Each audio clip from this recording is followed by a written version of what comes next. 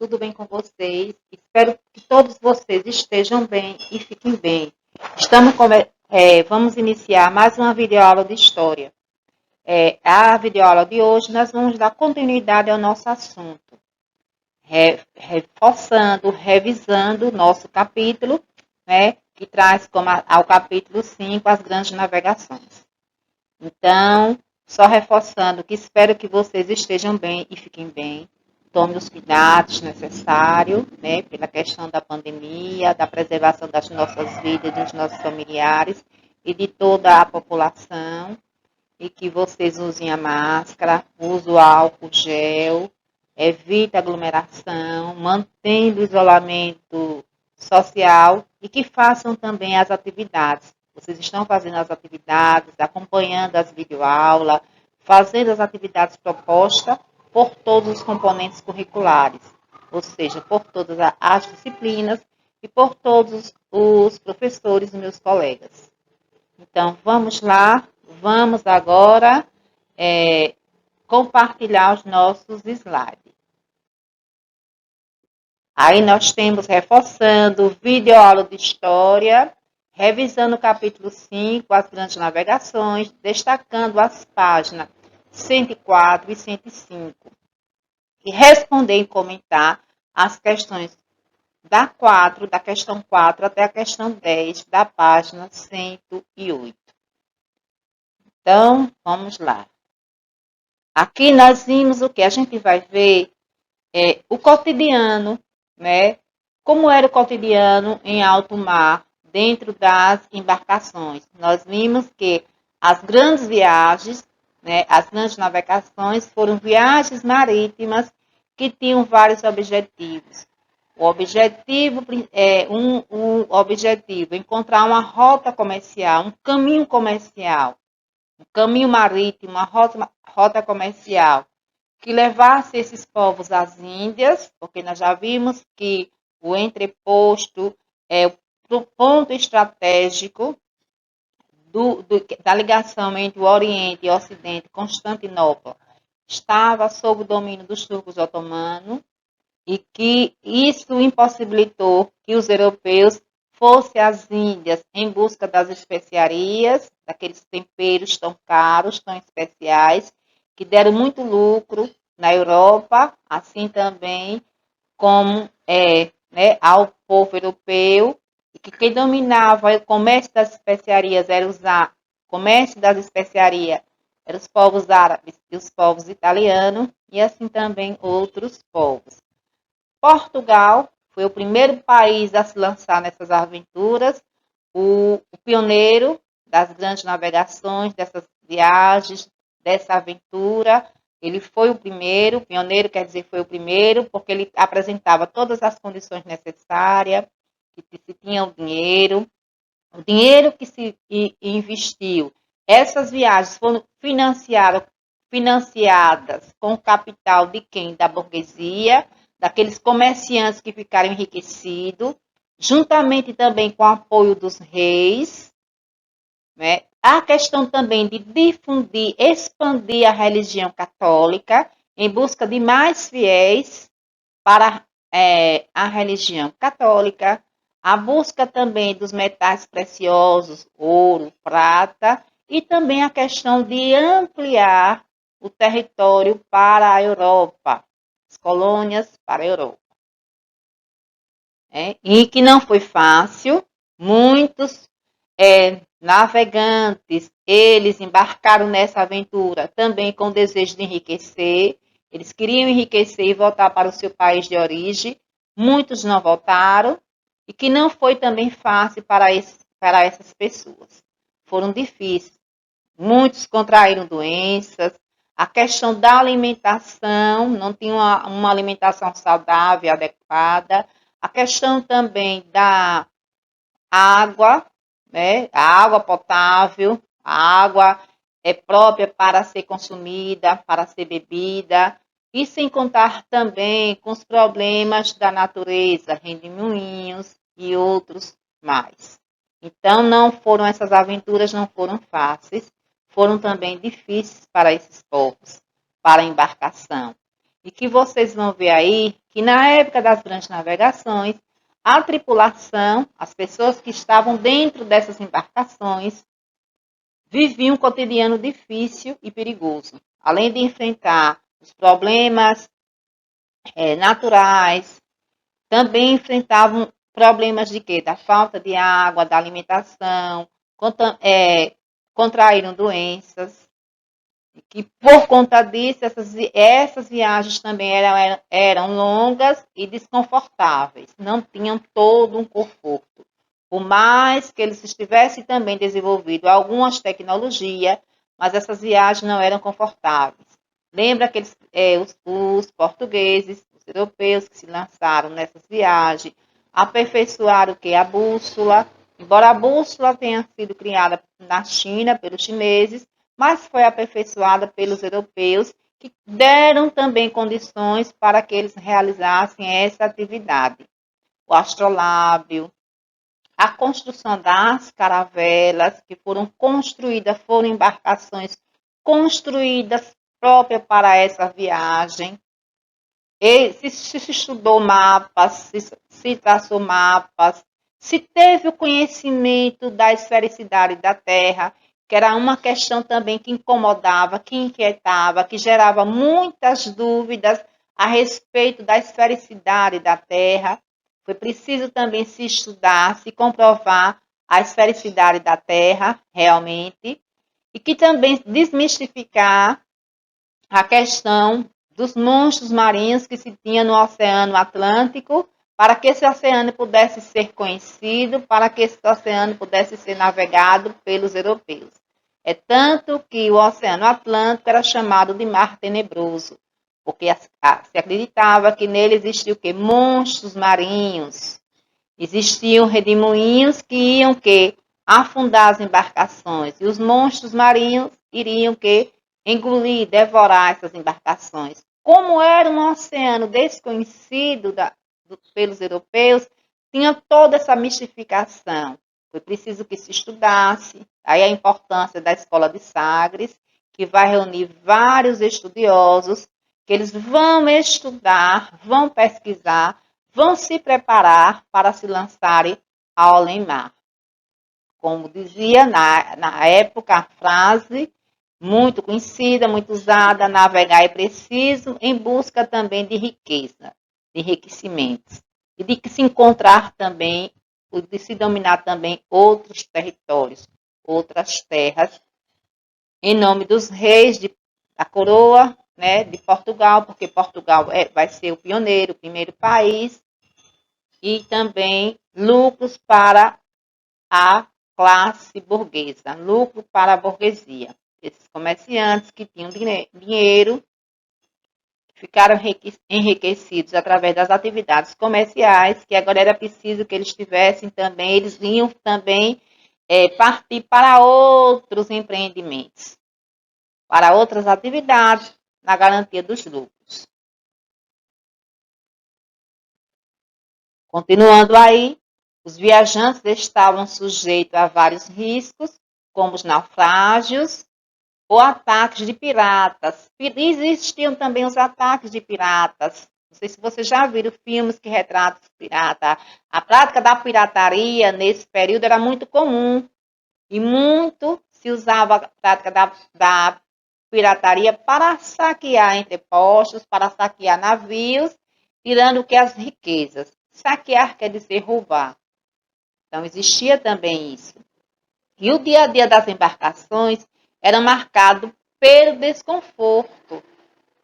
Não era uma viagem confortável, era marcada pelo desconforto, pela fome, pela falta de higiene nos navios também. As precárias condições de vida facilitaram a disseminação de doenças que ameaçavam toda a tripulação.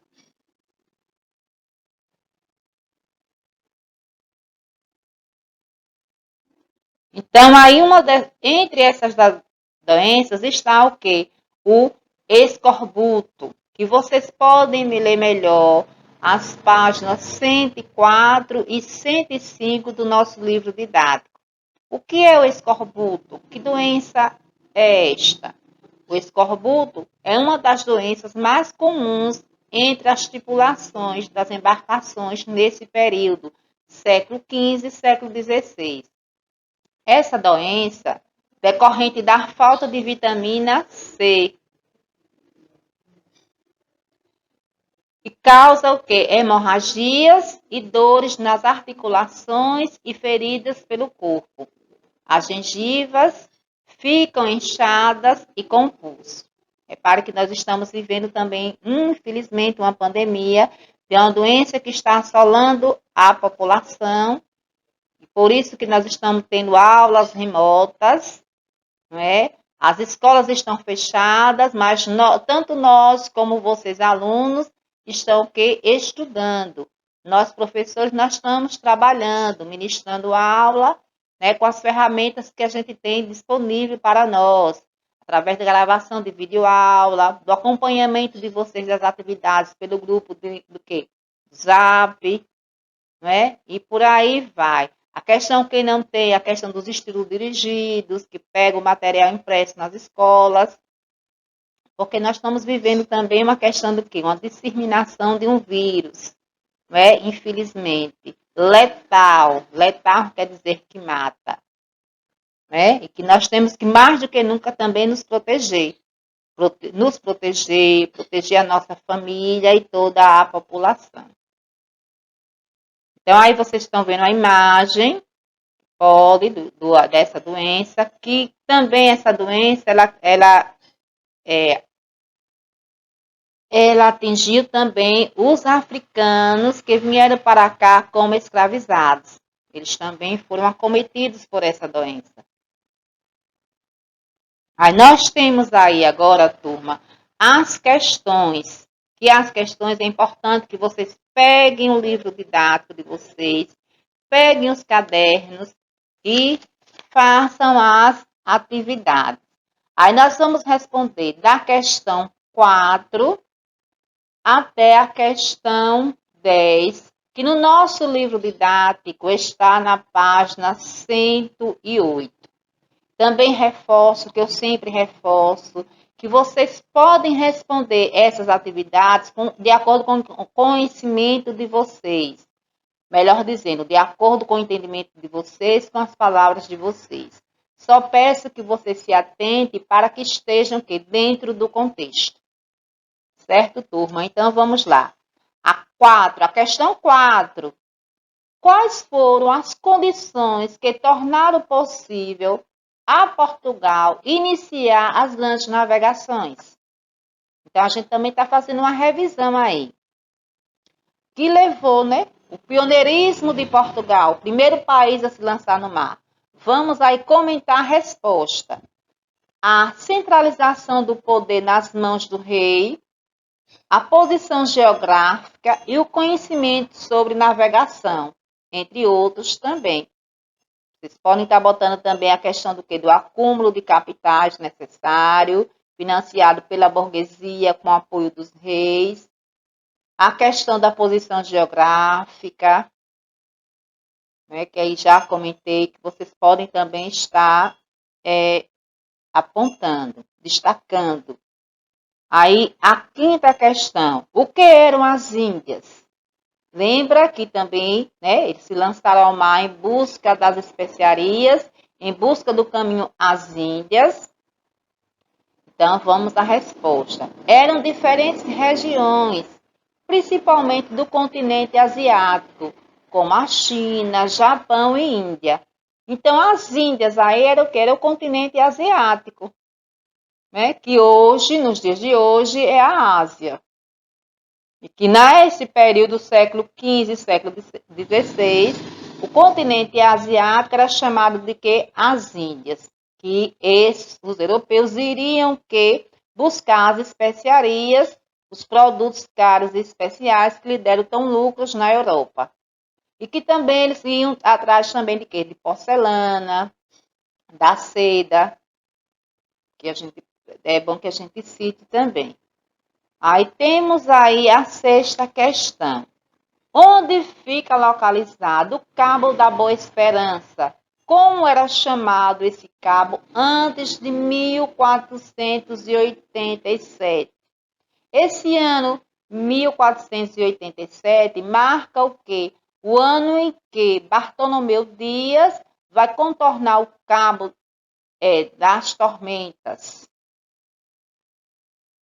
Aí vamos aí a resposta.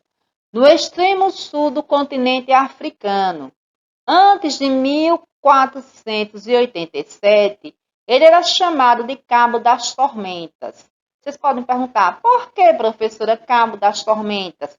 Porque era um lugar de difícil acesso, marcado por muitos redemoinhos que dificultava as embarcações contornarem esse cabo. Quando Bartolomeu Dias ele vai contornar, né, pelo sul, né, porque está localizado no sul do continente africano, no sul da África, ele contorna. Então, aí, que esse local era chamado de Cabo das Tormentas, desculpem, turma, porque já estava cada vez mais próximo navegar sobre o sul do continente africano para chegar às Índias. O rei de Portugal mudou o nome de Cabo das Tormentas para Cabo da Boa Esperança, porque cada vez mais estava próximo de se encontrar o caminho das Índias sem passar pelo mar Mediterrâneo, já que Constantinopla estava sob o domínio dos turcos otomanos, que dificultava a circulação dos europeus por este caminho. Aí vamos agora para a questão 7. Qual era o objetivo da expedição comandada por Cristóvão Colombo? Em que continente essa expedição acabou chegando e quando isso ocorreu? Nós sabemos que Cristóvão Colombo foi um navegador que ele parte da Espanha, né? A sua expedição sai da Espanha e que vai ter o patrocínio dos reis católicos, Fernando de Aragão e Isabel de Castela, que vão financiar a viagem de Cristóvão Colombo, que tinha também como objetivo contornar o continente africano e chegar nas Índias. Só que Colombo não chegou nas Índias. Colombo chegou em um outro continente, um continente até então desconhecido dos europeus, que ele não percebeu que não tinha chegado às Índias. Por isso que ele chamou os povos que aqui estavam na América de índios. Mas ele tinha chegado a um novo continente e esse novo continente era desconhecido dos europeus. E que mais tarde só Américo Vespúcio que vai descobrir, que vai afirmar que Colombo não chegou às Índias, e sim em um outro continente. Por conta disso, o continente no qual moramos, esse espaço territorial, é chamado de América. Aí vamos ver. Encontrar um caminho marítimo para as Índias, conforme desejaram os reis espanhóis. Lembra? Fernando e Isabel, que eram também chamados reis católicos, porque eles eram praticantes da religião católica. Os reis espanhóis que apoiaram a expedição. Essa expedição chegou ao continente, que mais tarde era chamado de América, em 1492.